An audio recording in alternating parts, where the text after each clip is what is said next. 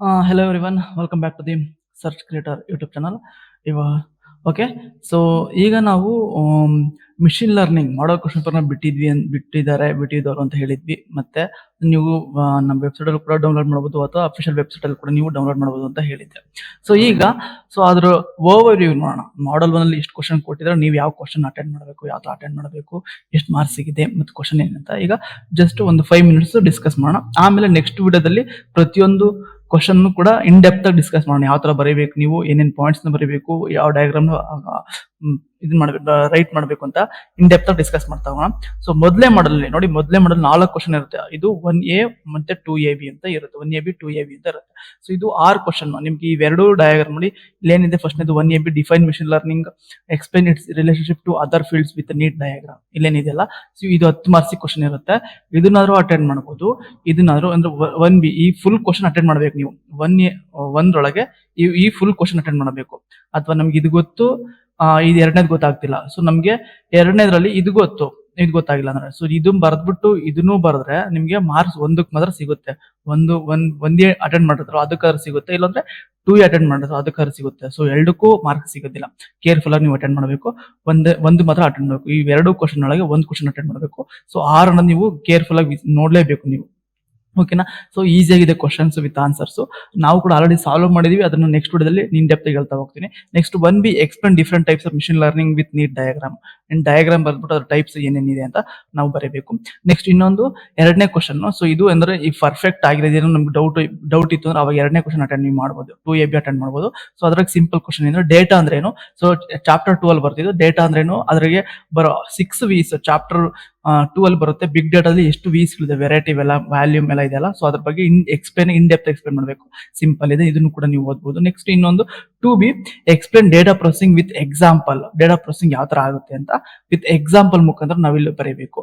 Simple ಇದೆ ಎಲ್ಲ answer. First ಮಾಡಲು ಈಸಿಯಾಗಿ ನೀವು 20ಕ್ಕೆ 20 ತಗೋಬಹುದು. ಓಕೆನಾ. ಸೊ ಈಸಿಯಾಗಿ ನೀವು ಓದಿದ್ರೆ 20ಕ್ಕೆ 20 ಈಸಿಯಾಗಿ ಬರುತ್ತೆ. ನೆಕ್ಸ್ಟ್ ಎರಡನೇ ಮಾಡಲ್ ಅಲ್ಲಿ apply and explain principal component analysis, PCA. ನೀವು ಆಲ್ರೆಡಿ ಲ್ಯಾಬ್ರಲ್ಲಿ ಪ್ರೋಗ್ರಾಮ್ ಮಾಡಿದ್ರೆ ಅದನ್ನೇ ಇಲ್ಲಿ ಅಪ್ಲೈ ಮಾಡಬೇಕು. ಸೊ ಎರಡು ವ್ಯಾಲ್ಯೂ, ಒಂದು ವ್ಯಾಲ್ಯೂ ಕೊಟ್ಟಿರೋ ನೋಡಿ 2/6 ಮತ್ತೆ 1/7. ಈ ವ್ಯಾಲ್ಯೂ ಮುಖಾಂತರ ನಾವು ಈ ಪ್ರಾಬ್ಲಮ್ ಸಾಲ್ವ್ ಮಾಡಬೇಕು. ಎಷ್ಟು ಮಾರ್ಕ್ಸ್ ಇದೆ, 12 ಮಾರ್ಕ್ಸ್. ಕೇರ್ಫುಲ್ ಆಗಿ ನೀವು ಇದನ್ನ ಬರೀಲೇಬೇಕು.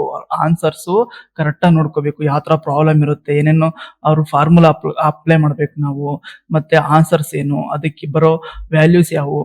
ಸೊ ಎಲ್ಲದಕ್ಕೂ ನೀವು ರೆಡಿ ಆಗಿರ್ಬೇಕು. ನಾವು ಕೂಡ ಆಲ್ರೆಡಿ ಮಾಡಿದ್ವಿ, ಅದನ್ನ ನೆಕ್ಸ್ಟ್ ವಿಡಿಯೋದಲ್ಲಿ ನಿಮ್ಗೆ ತೋರಿಸ್ತಾ ಹೋಗ್ತೀನಿ. ನೆಕ್ಸ್ಟ್ ಇನ್ನೊಂದು ಎಕ್ಸ್ಪ್ಲೇನ್ ಕಂಟಿನ್ಯೂಸ್. ಸೊ ಒಂದ್ ವೇಳೆ ಮಾಡಲ್ 2 ಅಲ್ಲಿ ಸೊ ಇವೆರಡರಾಗ ನೀವು ಪಕ್ಕ ಬರೀಬೇಕು. ಸ್ವಲ್ಪ ಕಷ್ಟ ಐತೆ, ಬಟ್ ನೀವು ಪ್ರಾಕ್ಟೀಸ್ ಮಾಡಿದ್ರೆ, ಈ ಪ್ರಾಬ್ಲಮ್ ಪ್ರಾಕ್ಟೀಸ್ ಮಾಡಿದ್ರೆ ಈಸಿಯಾಗಿ ನಿಮ್ಗೆ ಅರ್ಥ ಆಗುತ್ತೆ. ನೆಕ್ಸ್ಟ್ ಎರಡನೇದು 3B ಅಲ್ಲಿ explain continuous and discrete probability distribution. ಇದನ್ನು ಕೂಡ ಬರೆಯುವುದು ಈಸಿ ಆಗಿದೆ. ನೆಕ್ಸ್ಟ್ ಅಥವಾ 3 ನೀವು ಅಟೆಂಡ್ ಮಾಡಬಹುದು, ಅಥವಾ 4ನೇದಾದ್ರೂ ಅಟೆಂಡ್ ಮಾಡಬಹುದು. ಸೊ ಒಂದು ಕ್ವಶನ್ ಮಾತ್ರ ಅಟೆಂಡ್ ಮಾಡಿದ್ರೆ ನಿಮಗೆ ಮಾರ್ಕ್ಸ್ ಕರೆಕ್ಟ್ ಆಗಿ ಸಿಗುತ್ತೆ. ನೆಕ್ಸ್ಟ್ ಇನ್ನೊಂದು 4A ಒಳಗೆ design learning system for chess ಗೇಮ್ಗೆ ಲರ್ನಿಂಗ್ ಸಿಸ್ಟಮ್ ಯಾವ ತರ ಡಿಸೈನ್ ಮಾಡಿದ್ರೆ ಅಂತ ನಾವು ಡಿಸ್ಕಸ್ ಮಾಡಬೇಕು, ಬರೀಬೇಕು. ಅದನ್ನ ಹೇಳಿದ್ರೆ ನೆಕ್ಸ್ಟ್ ಇದು ಡಯಾಗ್ರಾಮು ಟೆಕ್ಸ್ಟ್ ಬುಕ್ ಅಲ್ಲಿ ಇದೆ, ಅದನ್ನ ಇಲ್ಲಿ ಕೊಟ್ಟಿರೋದು ಈಸಿ ಆಗಿದೆ. ನಾವು ಆಲ್ರೆಡಿ ಮಾಡಿದೀವಿ ಅಂತ ತೋರಿಸ್ತಾ ಹೋಗ್ತೀನಿ. ಸೊ ಇದನ್ನ ಪ್ರಾಬ್ಲಮೆಟಿಕ್, ಇದನ್ನ ನೀವು ಪ್ರಾಕ್ಟೀಸ್ 1-2 ಸಲ ಪ್ರಾಕ್ಟೀಸ್ ಮಾಡಿದ್ರೆ ಸಾಕು, ಎಕ್ಸಾಮ್ ಅಲ್ಲಿ ಅಟೆಂಡ್ ಮಾಡಲೇಬೇಕು. ಸೊ ಇದು ಏನಾದ್ರು ಎಕ್ಸಾಮ್ ನೀವು ಬರೀಬೇಕು ಅಂದ್ರೆ ಇದನ್ನ ಪ್ರಾಕ್ಟೀಸ್ ಮಾಡಲೇಬೇಕು. ಇದು ಕ್ಲೌಡ್ ಕಂಪ್ಯೂಟಿಂಗ್ ತರ ಇಲ್ಲ. ಸೊ ಜಸ್ಟ್ ಓದಿದ್ರೆ ಸಾಕು ಅನ್ನೋ ತರ ಏನಿಲ್ಲ, ಪ್ರಾಕ್ಟೀಸ್ ಮಾಡಲೇಬೇಕು.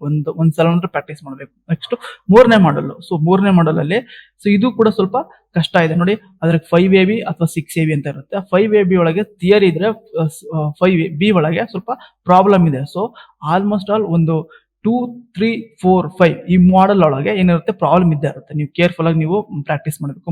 ಪ್ರಾಬ್ಲಮ್ಸ್ ಅವರೇ ವ್ಯಾಲ್ಯೂಸ್ ಕೊಟ್ಟಿರ್ತಾರೆ, ಬಟ್ ನಾವು ಅದಕ್ಕೆ ರೈಟ್ ಆನ್ಸರ್ಸ್ ನ ತಂದಿಕ್ಬೇಕು. ನಾವು ಲಾಜಿಕಲ್ ಯಾವ ತರ ವರ್ಕ್ ಆಗುತ್ತೆ ಅಂತ ರೈಟ್ ಆನ್ಸರ್ ನಾವು ತಂದಿಕ್ಬೇಕು. ಅದನ್ನ ಇಲ್ಲಿ ಕೊಟ್ಟಿರೋದು.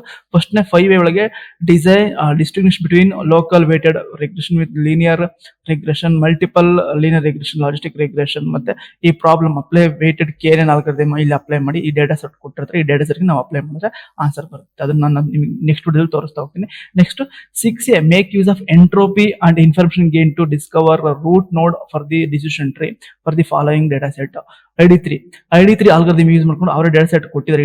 ಇದು ಕೂಡ ಟೆಕ್ಸ್ಟ್ ಬುಕ್ ಅಲ್ಲಿ ಇದೆ. ನೀವು ಟೆಕ್ಸ್ಟ್ ಬುಕ್ ಅಲ್ಲಿ ನೋಡಿದ್ರೆ ಅರ್ಥ ಆಗುತ್ತೆ. ನಮ್ಮ ನೋಟ್ಸ್ ಕೂಡ ನೀವು ಡೌನ್ಲೋಡ್ ಮಾಡ್ಕೊಂಡಿದ್ರೆ ನಿಮಗೆ ಗೊತ್ತಾಗಿರುತ್ತೆ.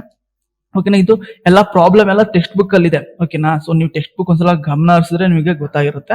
ಸೊ ಇವೆಲ್ಲ ಈಸಿ ಇದೆ, ಬಟ್ ಪ್ರಾಬ್ಲಮ್ ಒಂದೆರಡು ಸಲ ನೀವು ಪ್ರಾಕ್ಟೀಸ್ ಮಾಡಲೇಬೇಕು, 1 ಅಥವಾ 2 ಸಲ ಪ್ರಾಕ್ಟೀಸ್ ಮಾಡಲೇಬೇಕು. ಓಕೆನಾ. ಸೊ ನೆಕ್ಸ್ಟ್ ವಿಡಿಯೋದಲ್ಲಿ ನಾವು ಅದೇ ಪ್ರಾಬ್ಲಮ್ ಯಾವ ತರ ಮಾಡೋದು ಮತ್ತೆ ಯಾವ ತರ ನೀವು ಯಾವ ಸ್ಟೆಪ್ಸ್ ನ ಬರೀಬೇಕು ಅಂತ ಇನ್ ಡೆಪ್ತ್ ಆಗಿ ಹೇಳ್ತಾ ಹೋಗ್ತೀವಿ. ನೆಕ್ಸ್ಟ್ 6B ಹೇಳಿದ್ನಲ್ಲ, ಮಾಡಲ್ 3 ಅಲ್ಲಿ 6B 6A 6B ಅಂತ ಇರುತ್ತೆ. ಸೊ ಅದರೊಳಗೆ ಯಾವ್ದಾರು ಅಟೆಂಡ್ ಮಾಡಬಹುದು. ನೆಕ್ಸ್ಟ್ 6B ಒಳಗೆ analyse decision tree, learning with structure, advantage disadvantage theory ಇದೆ ನೋಡಿ. ಮೇಲ್ಗಡೆ ಪ್ರಾಬ್ಲಮೆಟಿಕ್, ಇದು ಥಿಯರಿ. ಸೊ ಈಸಿಯಾಗಿ ಒಂದು ಪ್ರಾಬ್ಲಮ್ ಇತ್ತು ಅಂದ್ರೆ ಒಂದು ಥಿಯರಿ ಕ್ವಶನ್ ಇದ್ದೇ ಇರುತ್ತೆ. ನೆಕ್ಸ್ಟ್ ಅದೇ ತರ ಮಾಡಲ್ 4 ಅಲ್ಲಿ 7AB ಮತ್ತೆ ಅಥವಾ 8AB ಅಂತ ಇರುತ್ತೆ. ಅದ್ರೊಳಗೂ ಕೂಡ ನೀವು ಒಂದು ಪ್ರಾಬ್ಲಮ್, ಇಲ್ಲಿ ಪ್ರಾಬ್ಲಮ್ ನೋಡಬಹುದು, ಇದು ಪ್ರಾಬ್ಲಮ್, ಇದು ಥಿಯರಿ. ಓಕೆನಾ. ಥಿಯರಿ ಏನು, ಡಿಫೈನ್ ಪ್ರಿಯರ್ ಪ್ರಾಬಬಿಲಿಟಿ ಮತ್ತೆ ಎಕ್ಸ್ಪ್ಲೇನ್ ಬೇಸಿಯನ್ ಬಯಾಸ್ ಥಿಯರಮ್, HML ಮತ್ತೆ HMAP ವಿತ್ ಎಕ್ಸಾಂಪಲ್. ಅದು ಥಿಯರಿ ಕ್ವಶನ್ ಆದ್ರೆ. ಸೊ ಇನ್ನೊಂದು ಪ್ರಾಬ್ಲಮೆಟಿಕ್ ಡೇಟಾ ಸೆಟ್ ಕೊಟ್ಬಿಟ್ಟು ಅವರ ಬಯಾಸ್ ಆಲ್ಗರಿದಮ್ ನ ಡಿಫೈನ್ ಮಾಡಕ್ ಹೇಳಿದ್ರೆ, ಫೈಂಡ್ ಔಟ್ ಮಾಡಕ್ ಹೇಳಿದ್ರೆ ಅದನ್ನ ಫೈಂಡ್ ಔಟ್ ಮಾಡ್ಬೇಕು ನಾವು. ನೆಕ್ಸ್ಟ್ ಇನ್ನೊಂದು 8AB, ಇದು ಕೂಡ ಅಷ್ಟೇ. ಅಥವಾ ಇಲ್ಲಿ ನೋಡಿ, ಇಲ್ಲಿ ಆರ್ ಹಾಕಿಲ್ಲ ನೀವು, ಇಲ್ಲಿ ಹಾಕೋಬೇಕಾಗುತ್ತೆ ಆರ್ ಅಂತ. ಓಕೆನಾ. ಕ್ವಶನ್ ಕೊಟ್ಟಿಲ್ಲ, ನಾವು ಇದನ್ನ ಮಾಡಿದೀವಿ. ಸೊ ಸಾಲ್ವ್ ಮಾಡಿದೀವಿ, ಗೊತ್ತಾಗುತ್ತೆ. ಅದನ್ನ ಡೌನ್ಲೋಡ್ ಮಾಡ್ಕೊಂಡ್ರೆ ಸಾಕು. Analyse different types of artificial network. So ಇದು ಬೆಸ್ಟ್ ನೋಡಿ. ಈ ಪ್ರಾಬ್ಲಮ್ ಬೇಡಪ್ಪ, ಯಾಕೆ ಕಷ್ಟಪಡ್ತಾರೆ ಅನ್ನೋದಾದ್ರೆ ಮಾಡಲ್ 4 ಒಳಗೆ ಸೊ ಇವೆರಡು ಅಟೆಂಡ್ ಮಾಡಬಹುದು. ಸೊ ಇವೆಲ್ಲ ಡಯಾಗ್ರಾಮ್ ಬರೆಯೋದು, ಇದು ಪ್ರಾಬ್ಲಮ್. ಓಕೆನಾ. ಮಾಡಲ್ 4 ಅಲ್ಲಿ ಇದೊಂದು ಪ್ರಾಬ್ಲಮ್, ಒಂದು ಥಿಯರಿ ಕ್ವಶನ್. ಸೊ ಇದ್ರಾಗ ಮಾಡಲ್ 4 ಅಲ್ಲಿ ಎರಡು ಥಿಯರಿ ಕ್ವಶನ್ ಇದೆ, ಬಟ್ ಡಯಾಗ್ರಾಮ್ ಇದೆ, ಒಂದೆರಡು ಡಯಾಗ್ರಾಮ್ ಬರೀಬೇಕು. ಓಕೆ. ಇದು ಮಾಡಲ್ 4 ಆಯ್ತು. ಮಾಡಲ್ 5, ಸೊ ಇದು ಏನಿಲ್ಲ, ಇದ್ರಾಗೂ ಸೇಮ್ ಒಂದು ಪ್ರಾಬ್ಲಮ್ ಇದೆ, ಒಂದು ಥಿಯರಿ ಕ್ವಶನ್ ಇದೆ. Apply analyse grid 9 analyse grid based approach and mention the steps of click. ಓಕೆನಾ. ಇದು ಥಿಯರಿ ಕ್ವಶನ್.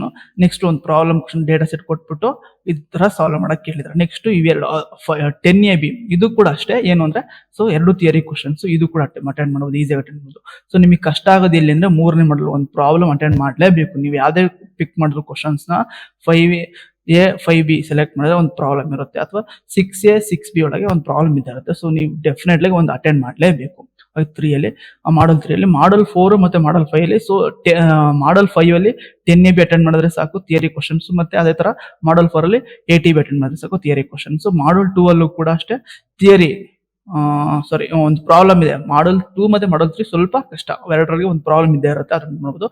3 ಮಾಡಲ್ ನೀವು 60 ಮಾರ್ಕ್ಸ್ ಕರೆಕ್ಟ್ ಆಗಿ, 60 ಮಾರ್ಕ್ಸ್ ಏನಿದೆ 60 ಮಾರ್ಕ್ಸ್ ಈಸಿಯಾಗಿ ನೀವು ತಗೋಬಹುದು. ಓಕೆನಾ. ಸೊ ಅಂದ್ರೆ ನಿಮ್ಗೆ 30 ಮಾರ್ಕ್ಸ್ ಕರೆಕ್ಟಾಗಿ ಬರುತ್ತೆ, ಕರೆಕ್ಟಾಗಿ ಓದಿದ್ರೆ. ಮತ್ತೆ ಒಂದ್ಸಲ ಓದ್ಬಿಟ್ಟು ಪ್ರಾಕ್ಟೀಸ್ ಮಾಡಿದ್ರೆ ಸಾಕು. ಈ ಪ್ರಾಬ್ಲಮೆಟಿಕ್ ಮಾತ್ರ ಒಂದ್ 2 ಸಲ ಮಾತ್ರ ಪ್ರಾಕ್ಟೀಸ್ ಮಾಡಲೇಬೇಕು. ಓಕೆ. ನೆಕ್ಸ್ಟ್ ವಿಡಿಯೋದಲ್ಲಿ ಇನ್ ಡೆಪ್ತ್ ಆಗಿ ಒಂದೊಂದು ಕ್ವಶನ್ ಕೂಡ ಡಿಸ್ಕಸ್ ಮಾಡ್ತಾ ಹೋಗೋಣ. Thank you for watching this video.